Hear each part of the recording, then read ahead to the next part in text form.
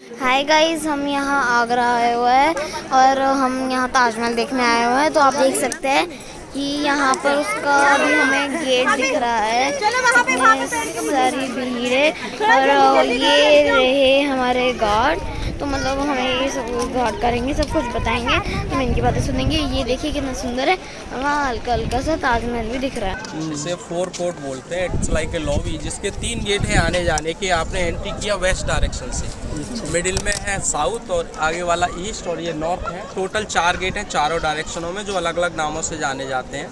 शाहजहाँ जो नंबर 5वें एम्पर थे मुगल के, 1628 में सिंहासन पर बैठे जहांगीर के मरने के बाद। जहांगीर की डेथ ट्रेवल करते समय हुई थी, उनका गला चिपक गया। दारू पीने के बहुत शौकीन थे, तो पानी की कमी की वजह से उनका गला चिपका और उनके जो डेथ हुई थी वो लाहौर में हुई, Pakistan.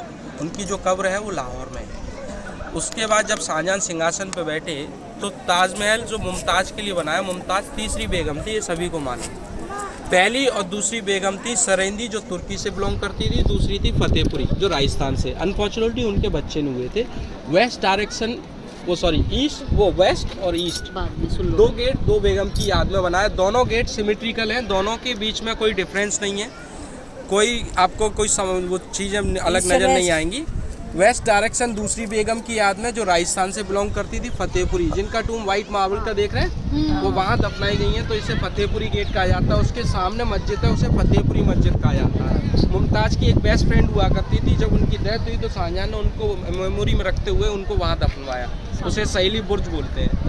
As it is same जो ईस्ट डायरेक्शन गेट है जो पहली बेगम की याद में बनाया, जब उनकी डेथ हुई तो उनको भी उस गेट के बाहर दफनाया, जिसे बोलते हैं सरेंदी गेट। ये मिडिल में मुमताज़ गेट जो डिफरेंट गेट है, लेकिन मुमताज़ की जो असली कब्र है वो मेन मौजोलियम में भी नहीं है, वो है बरहानपुर में, जहाँ पहले से Jainabad which is 600 kilometre far from here, जो उज्जैन से भी आगे एमपी के साइड में लगता है।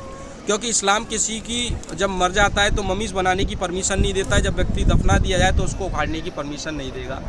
ताजमहल बनने से पहले ये जगह थी राजा जय सिंह की, जो जयपुर के राजा थे। शाहजहां ने एक्सचेंज किया था 4 रेजिडेंसी देकर को ये ब्यूटीफुल मौजोलियम बनवाया उनकी याद में।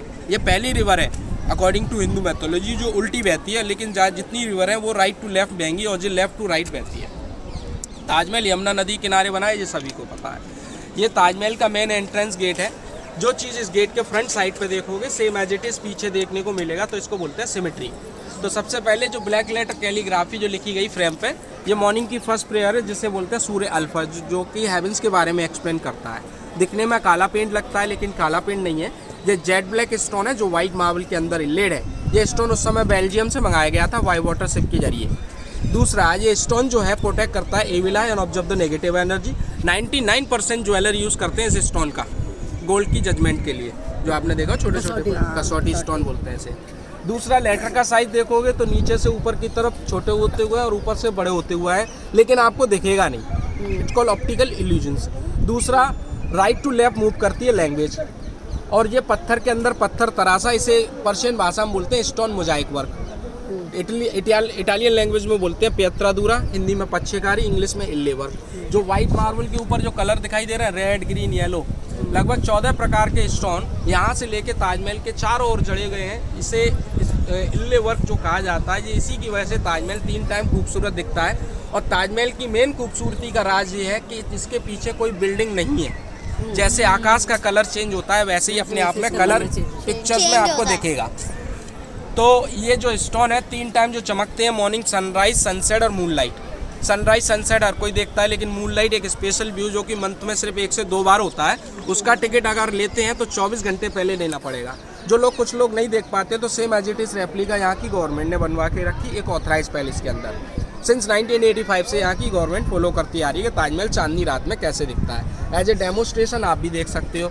मार्बल पे उस समय कैसे काम किया जाता था, इल्ले वर्क, वो आज भी उसी प्रोसेस से। लेकिन इसके अंदर प्रेशियस स्टोन है, वो लोग सेमी प्रेशियस स्टोन यूज़ करते हैं, क्योंकि जब पत्थर के अंदर पत्थर को तराशेंगे प्रेशियस में तो वो टूटेगा नहीं, वो इतना एक्सपेंसिव हो जाएगा व्यक्ति उसे खरीद नहीं पाएगा। तो मीटर दूर यहाँ से उज्जैन, आपके अजमेर शरीफ रोड पर पड़ता है जो माइंस है।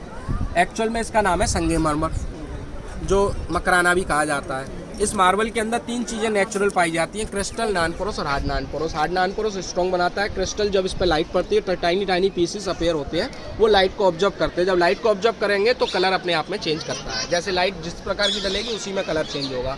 और नॉन पोरस किसी भी लिक्विड चीज़ को ऑब्जर्व नहीं करेगा। इसमें 3 कैटेगरी सेलेक्ट की जाती है मार्बल की। ए ग्रेड के मार्बल के सोविनियर जो मूर्तियाँ वगैरह, बी ग्रेड मार्बल जो घरों में यूज़ करते हैं, सी ग्रेड को क्रश करके चौक वगैरह बनाई जाती है पाउडर से, जो आपने स्कूल कॉलेजों में यूज़ होती है।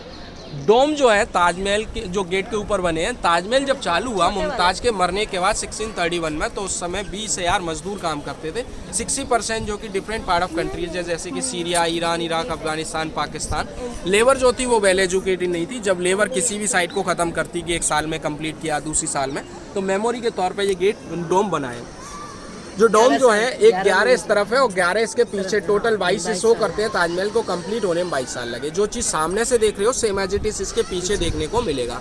सो दैट वी कॉल सिमेट्री। इस गेट का प्रयोग केवल रॉयल फैमिली करती थी, ना कि जनरल फैमिली। रॉयल फैमिली के लिए एक सिंबल दिया गया था, हर जगह आपको देखने को मिलेगा। ये गेट एक 90 डिग्री के साथ साथ क्राउन डिजाइन में बनाया गया, ठीक है।